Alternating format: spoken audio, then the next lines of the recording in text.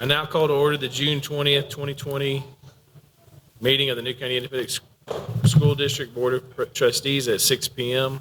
Let the minutes show that a quorum is present with all members present except for Mr. Turner and Ms. Tompkins. Please rise for the invocation to be given by Ms. Sharp and remain standing for the Pledge of Allegiance and honor the Texas flag to be led by Ms. Prickle.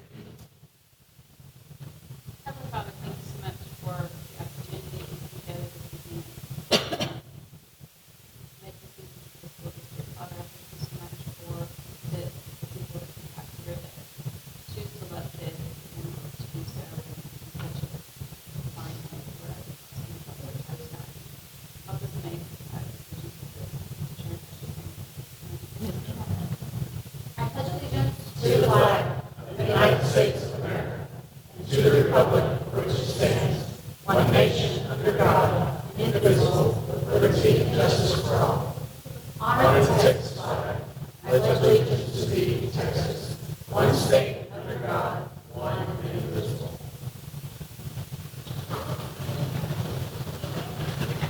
Item 2 on the agenda is the superintendent's report presented by Mr. Calvert. Yes, sir. Just wanted to take a little bit of time tonight. This is our first meeting since that tragedy in Uvalde, and I know that happened right before school was dismissed for the summer, and so safety was on a lot of parents' minds as far as, what are we doing? Are my kids safe at school? All that kind of good stuff. So, I mean, it's number one. I tell people all the time, I drop mine off in the morning a certain way, and I expect them to be that same way when my wife picks them up in the afternoon. Anything that happens in between is just a bonus. And so I just wanted to share with you guys some information tonight that we've done, are doing, will do, addressing safety. Of course, we can't share everything because some of those things we have to keep confidential for when something happens. But just wanted to share with y'all some of the stuff that's going on. First of all, safety is one of the priority goals of the district. The goal reads, provide a safe and orderly setting that enhances the teaching and learning environment for students and staff. So I think it's important that we recognize that it's not just about the kids, but it's about our employees too, that we do everything to keep them safe inside our buildings from, potential threats internally and externally. So it is a goal of the district. It's a focus. So just some things that we're doing.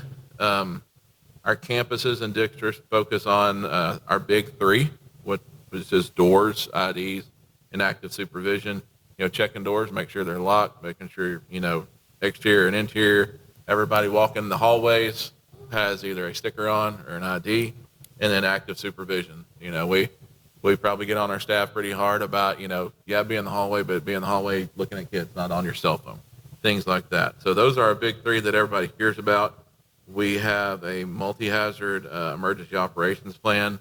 Those things include active shooters, gas leaks, which Brookwood Elementary did a fantastic job of handling right before school got out. Floods, everybody can remember the great lock-in of a May. Fires if they happen, et cetera. And part of that plan is a reunification plan. One of the things you saw in the Uvalde situation was the most important part of that, how to get kids back to their parents. And a big part of our plan is that reunification part. And I've tasked Dr. Powers and Mr. Castleberry and Mr. Batchelder with putting basically a how-to video together of what that process looks like. So we train our assistant principals, and, internal people of this is what it looks like when you leave your campus, come to the stadium, come here. This is step 1, step 2, step 3, how you get kids safely back with their parents. Flip side of that is a video from the parent perspective. When you drive up, this is what you look for, step 1, step 2, step 3. So we're working on that. Obviously, we've got our own standalone police department. And we have been working on getting an officer on every campus for some time now. And I'm happy to report right now we're only too short. And that job is posted and will continue to be posted until we get fully staffed there. We have all of our regular drills on campus. Everybody knows shelter in place, fire drills, that kind of stuff. We also do intruder audits. It's kind of one of those where's Waldo scenarios. Let's find them, point them out, take them to the office, do all that stuff. Proactively, our social emotional learning and character development education programs are in place. Been in place for a while, and that's just not for our kids, but again, it's for our staff too. Teachers and our staff are dealing with a lot these days, so just how to process their environment. We have a safe school reporting program.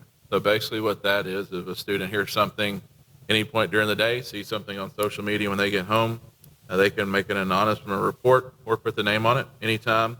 And campus admin and or district police are there, usually less than 15 minutes, 24/7. So we've got that. Senate Bill 11 required districts create and implement a threat assessment team for every campus in the district. And so what this group does is it evaluates student behavior based on observations or whatever. And a teacher can mention that to the principals. They turn that in. The principal, as well as a trained response team, can evaluate that student and make an assessment of what mental support do we need to provide? What services do we need to provide that kid? All that is updated. All of our APs are trained on that. Principals trained on that. So we've got that. And then we have some great law enforcement agencies surrounding us. Our constable's office, sheriff's office, DPS, a lot of great agencies that honestly our campuses have always been open to those guys and girls coming in. But we just kind of revisited that, just told them, hey, come walk the halls, meet our kids, have positive interactions with our staff and students. Or if you just need to use our parking lots to make a phone call, fill out some paperwork, you are always welcome and your presence is appreciated. One last thing is before the school year starts in August, we will put out a safety update video for our parents, just trying to reassure them these are all the things that are in place. You know, we know you are trusting us for 8 hours a day, sometimes more, with your most prized possession, your babies, and we want to get them back to you just like you dropped them off, hopefully a little bit smarter and a whole lot more tired. But we just want to let them know all the things we're doing. So we'll have that coming out before school. So I know that's been on everybody's mind, a lot of things we can do, and we're always going to push that envelope to stay ahead of things and hope we never have to use them, but just wanted everybody to know that when the situation ever presented itself, we do have a plan and we do have confidence in putting that plan into action and keeping our kids safe and getting them back to mom and dad at the end of any event. All right. Item 3 is open forum. We don't have anybody signed up. Item 4 on the agenda is closed meeting. The board will now meet in closed meeting under the authority of Texas Government Code 551.074 for the purpose of personnel matters, Government Code 551.071 for attorney consultation, and Government Code 551.072 for deliberation regarding the purchase, exchange, lease, or value of real property. Any action as a result of the closed session discussion will take place after the board reconvenes in open meeting. Time is 6:07. Board is closed meeting at 7:02, and we'll now reconvene in open session. Item 5 on the agenda is reports and proposals by board members.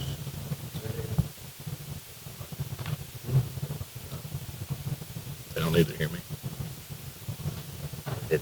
Item 6 on the agenda is consent calendar consisting of considerations of minutes, consideration of finance reports, consideration of purchasing reports, consideration of personnel reports, and consideration of instruction reports. Are there any questions? Is there a motion? So moved. The motion being moved and seconded, there being no further discussion of what will be taken. All those in favor say aye. Aye. All those opposed? All right, got a couple of folks I need to introduce y'all to tonight. First, he is a familiar face, just in a new place. We are happy to introduce Mr. Roderick Carlisle. He is going to be the new principal at Kings Manor Elementary.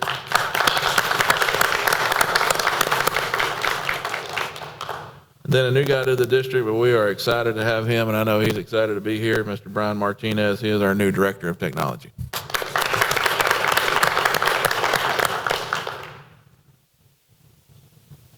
Item 7 on the agenda is consideration of out-of-state trip for Porter High School visual art presented by Miss Monroe. Hey, good evening. Porter High School had one of their students whose artwork was chosen to represent at the U.S. Capitol, and the awards ceremony and installation will take place at the end of this month. The student and one of her parents will have airfare provided by Congressman Brady's office, and we're requesting that the school board approve travel expenses for this trip to include a round-trip airfare for Ms. Roden, who is the PHS art teacher, meals for Ms. Roden and the student, along with hotel and ground transportation while they're in Washington. Are there any questions? This is, by the way, the fourth time that she has been. It is exciting. Is there a motion? Second. The motion has been moved and seconded. There being no further discussion, a vote will be taken. All those in favor say aye. Aye. Item 8 on the agenda is a consideration of approval of application for low attendance waiver on March 22nd, 2022 by Mr. Castleberry. Yes, sir. We are asking that the board approve the request for the low attendance day waiver application for March 22nd, 2022. Any questions? That was the day when all the rain came and all the districts around us decided to go 3-hour late start, and we went to school and parents stayed home. Is there a motion? Motion is moved and seconded. There being no further discussion, a vote will be taken. All those in favor say aye. Aye. Item 9 on the agenda is consider adoption of resolution authorizing conveyance of drainage and detention easement in approximately 21.381 acres of district-owned land near Benz Branch Elementary and White Oak Middle School to MUD 83 and MUD 84, and delegate authority to superintendent and the board president related to the easement presented by Mr. Calvert. Yes, sir. Just asking y'all to approve that, just working with those two mud districts in order to help the area with flooding issues from the past and hopefully mitigate that in the future. Question? Is there a motion to approve the adoption of resolution authorizing conveyance of drainage and easement, detention easement in approximately 21.381 acres of district-owned land near Benz Branch Elementary and White Oak Middle School to MUD 83 and 84, and delegate authority to superintendent and board president related to the easement? The motion is moved and second. There being no further discussion, a vote will be taken. All those in favor say aye. Aye. Item 10 on the agenda is consideration of approval of contract for construction manager at risk to Duratec Construction for the second phase of West Fork High School, presented by Mr. Calvert. Yes, sir. Again, talking about the expansion of West Fork High School here, we do have a representative from Duratec with us to answer any questions you all may have about the process, what they bring to the table. We did go through a RFQ and RFP process, and through those bidding processes, evaluation processes, Duratec would be our recommendation to the district. However, if y'all have any questions for them, they're happy to address those at this time. Yeah. Do you mind stepping up?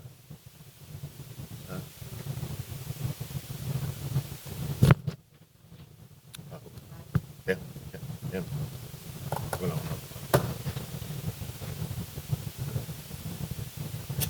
Good evening. Hi, good evening.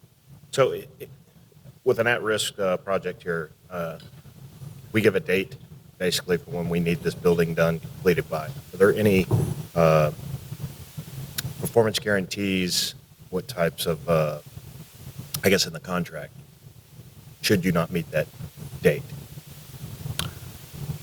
I believe the contract states the start date and the completion date, and there are some liquidated damages if you're not able to meet that completion date. So I'm sure taking that into consideration, and we have built many projects using the CM at risk format, and we welcome the opportunity here to work with new Caney ISD.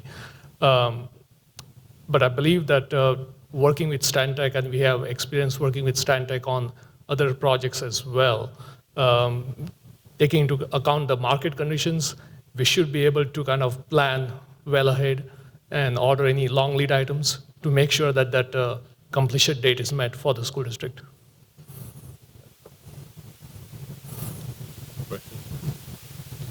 Is there a motion to approve the contract for construction manager at risk to Duratec Construction for the second phase of West Fork High School? Motion has been moved and second. There being no further discussion, a vote will be taken. All those in favor say aye. Aye. Opposed?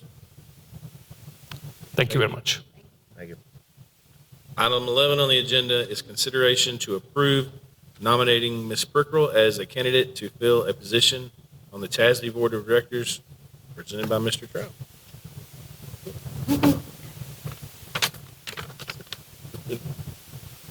Okay, we want to nominate Ms. Prickrell to represent us on the TASD Board of Directors. Any questions? As long as Ms. Pickrell like to. Yes.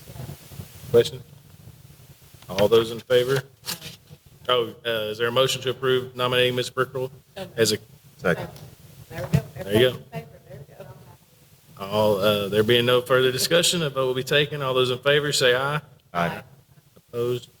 Item 12 on the agenda is consider, discuss as needed, and approved purchase of approximately 2.1 acres on Loop 494 in New Caney, Texas, and delegate authority to the superintendent to finalize all portions of the transaction as discussed in more detail under separate cover and closed session presented by Mr. Calvert.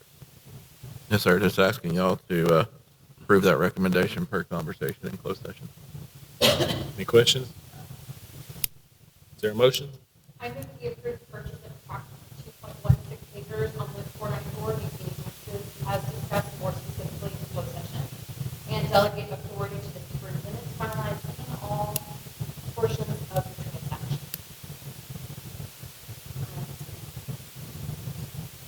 Is there a second? There being no further discussion, a vote will be taken. All those in favor say aye. Aye. Opposed? And Ms. Harrell abstained. There being no further business, the meeting is adjourned at 7:11.